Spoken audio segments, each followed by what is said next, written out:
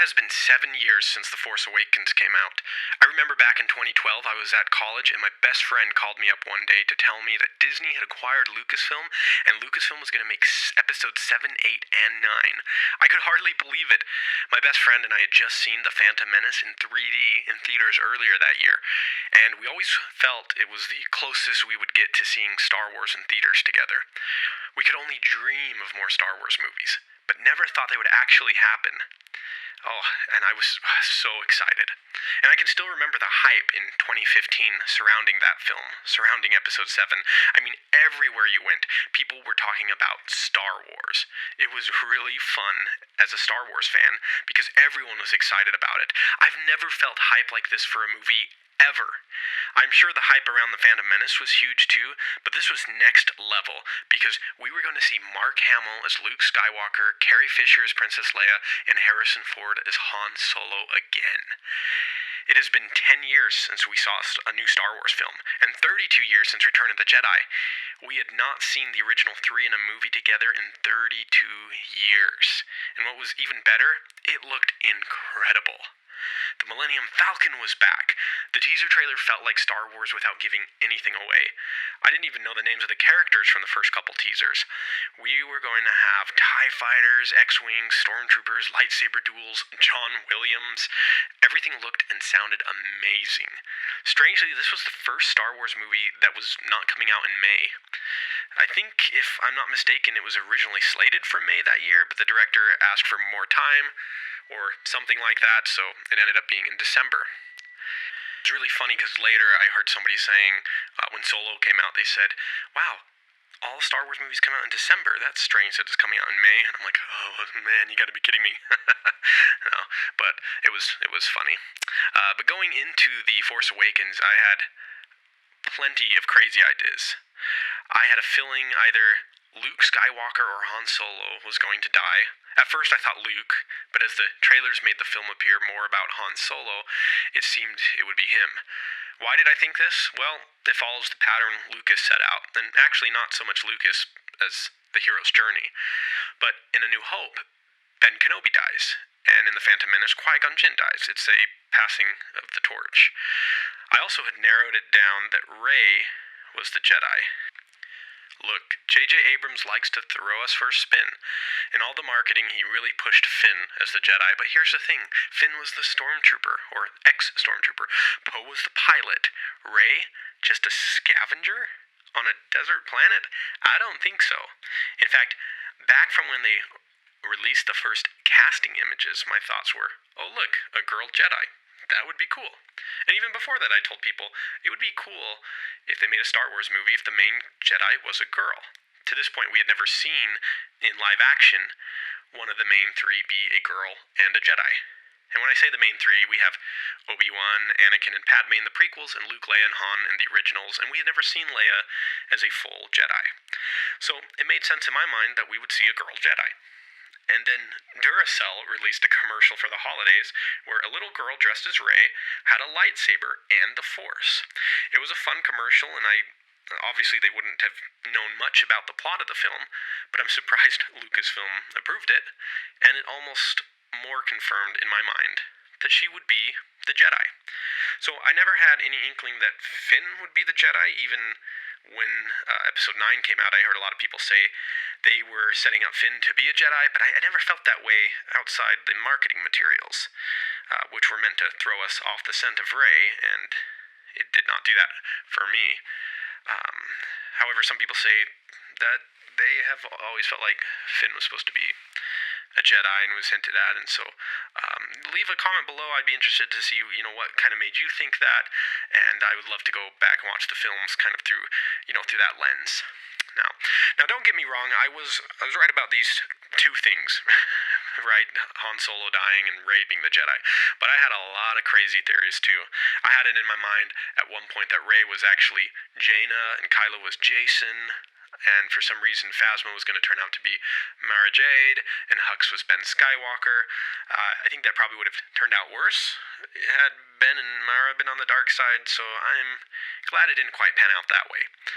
And there were so many other theories as well at that time. I mean, people were going crazy with the amount of theories. None of the marketing material really showed Kylo Ren without his helmet, nor did it show Luke Skywalker much. So there was this fan theory going around that Kylo Ren was actually Luke Skywalker, that he had turned to the dark side and wore this helmet. It was a very intriguing theory, although there were some behind the scenes where it showed Adam Driver as Kylo Ren, so I didn't fully give into that theory.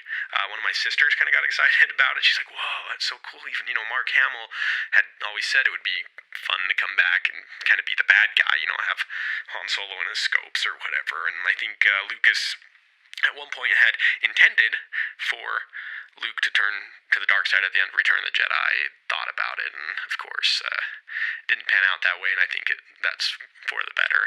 But so this idea, this theory was going around at this time, but like I said, we saw some images of Adam Driver dressed as Kylo Ren. But although, again, Abrams could have been misleading us intentionally there with those images. But, man, I remember one of my coworkers, after the trailer came out, set his desktop background as the downed Star Destroyer on Jakku. And we talked about the detail that is going into this film. For instance, the Falcon has a brand new satellite dish since the old one got knocked off in Return of the Jedi. And, oh man, just everyone was talking about it. Even professors at college were talking about it. In fact, one day I went into the bathroom at college to, use the facilities, and I could hear somebody in the stall watching the trailer for The Force Awakens. And mind you, the trailer had been out for, a while, maybe a couple weeks, maybe a couple months, I don't remember, but it wasn't just, it wasn't the day the trailer came out, and this just cracked me up. You could hear the trailer playing from the stall. It was great. But I wasn't sold on BB-8 at first. In the very first teaser, it looks like a soccer ball with a droid head bobbing up and down on it. And I was like, what is this? But then, in the later trailers, I was completely sold. And, they had him come out on stage at one of the celebrations, which was actually funny, and later found out that they didn't have that droid built for the movie. They hadn't figured out how to do it, but for the celebration they did. And anyways, by that time I was completely sold and fell in love with the character. And, still love BB-8. I will say this, I wanted to look a little more like Han Solo before going into the film by wearing whatever shirt I could find that looked somewhat like him, and whatever leather jacket I could find. So minutes before going to the film, I looked up on Google Han Solo to see, what he looks like. And Google suggested Han Solo dies. And I quickly closed out of it thinking, okay, maybe it's just speculation. I mean, I had an idea he was going to die, but I didn't want that definitively spoiled. My best friend told me later that a little girl spoiled it for him at dinner, just told him, Han Solo dies, and he was like, nah, I'm not listening, I think I did also allow myself to listen to the opening track from the soundtrack of The Force Awakens, because it came out the same day as the movie, and so before going to the movie, I did listen to the first track, but I wouldn't allow myself to listen to any more. I didn't want to see the names of the tracks in case there was another incident from like the Phantom Menace where it says Qui-Gon's noble end. I didn't want anything spoiled like that, and luckily they're a lot better nowadays about not spoiling the movie with the soundtrack. And back then I think the soundtrack came out even days before the movie. But anyways, I loved the film. It was so cool going into it, and I went with some friends and family, and we were so excited. Every moment of the film was fun and exciting, and it felt like Star Wars. The initial reviews found the movie to be well received, and we hadn't quite hit the time period where fans argued to the degree they do now. It was a magical time. To this day, I still say that The Force Awakens has one of the best openings, if not the best one in Star Wars. Those first 5 minutes, so much information happens to establish what is going on just in the first 5 minutes of the film. I can't help but wonder if that's the portion Michael Arndt wrote before leaving the project. So much happens in those 5 minutes to set up the sequel trilogy. Now, one thing I had said going into the film is I hope they give us a good reason why the story had to continue from Return of the Jedi. And while I really enjoyed the film, I don't know if they really answered that question. Why did the story have to continue? Am I glad it did? Sure. But I wanted to know why it was a necessity. I still remember the end of the film as Rey jumps in the Falcon and flies away from the Resistance. I remember every few seconds I was like, oh no, they're gonna end it here. We aren't even going to see Luke Skywalker. And then the music would swell, and I would think, oh no, here it is. They are going to end it right as she is flying toward the planet. But then it didn't. And then, she's flying towards the island. Oh, no, it's going to end here. And finally, the music died down a little. And I thought, oh, good. Okay, we are going to see Luke. And of course, we did. And I half expected him to call her by her name. And she says something like, you know who I am? And she says, well, of course I do.